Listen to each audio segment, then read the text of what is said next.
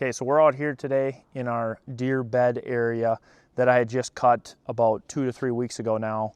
You can see that the deer are starting to utilize it, browsing on the limbs that have fallen to the ground. And we also have a ton of shrub tips and briars that are now exposed. So in this pocket here, we're probably 40 yards by 40 yards. Plenty of area to get good sunlight. That's the main key in these bedding pockets, is actually getting sunlight to hit the ground. So in this bedding pocket here, not a ton of shrub growth is going to happen up front here because of the tree canopy to the south. But as you move your way back here, in that area there, you can see all the sunlight there. I have a couple little hinge cuts, but that's going to be primarily where the deer are going to look to bed on, because that is going to be where all the shrubbery grows up. So now in this area here, like I said, we're about 40 yards by 40 yards wide.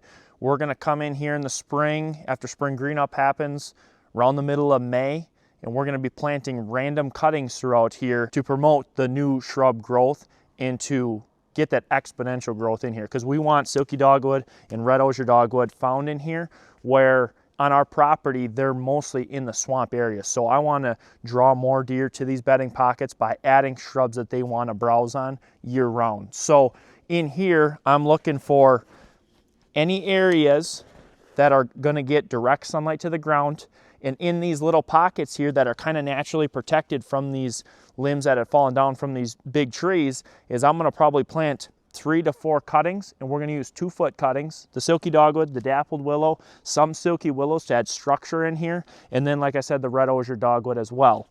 So like in this little pocket here, for example, we're going to be anywhere from 4 to 5 2-foot cuttings. We can use the natural cage system. I might even cut a few limbs, drag them over the top to just add a natural cage, because in here I'm not going to use fabric and I'm not going to use any sort of fencing. We're just going to overplant so that we can try to get some shrubs established. I'm looking from anywhere from 25 to 50% success rates. Now, when I create diversity pockets using fabric and fencing, I'm looking for anywhere from 80 to 90% success rates, because of the different planting styles. So the reason why we're making bedding pockets is, you can see behind me here the open cover that we've had in the past, and we just didn't get a ton of deer bedding on our property.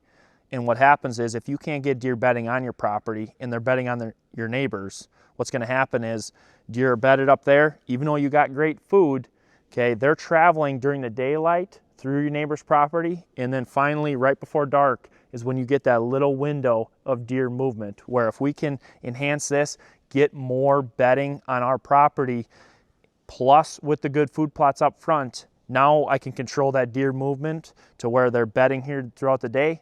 Then they get up in that half hour to hour before dark, when they move on through the little kill plots and then make their way to the destination plots.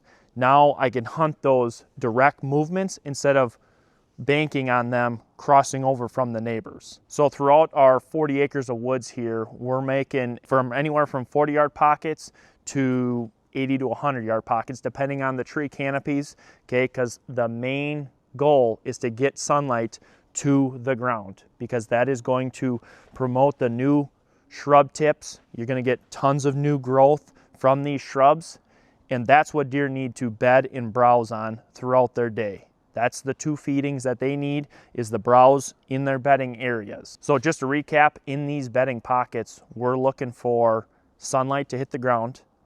In spring green up, we want to come in here on a bright sunny day to plant our cuttings, because then I can visually see where sunlight is hitting the dirt.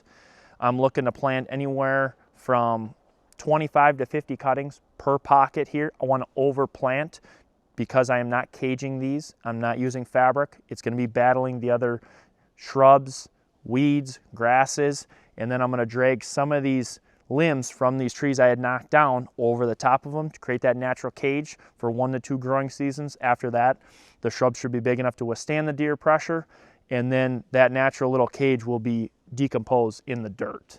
So the main cuttings we're going to use here are the Silky Dogwood, the Red Osier Dogwood, the Dappled Willow, and the Silky Willow. The Silky Willow isn't very high on the browse list, but it's going to add structure in here, some wind protection and just overall thermal cover, where the Red Osier Dogwood, the Silky Dogwood, and the Dappled, that's going to be your browsable shrubs, so the deer feel comfortable in here.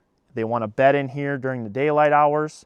And like I said, we're going to be adding 2-foot cuttings to this area without using fabric and without protecting from the deer.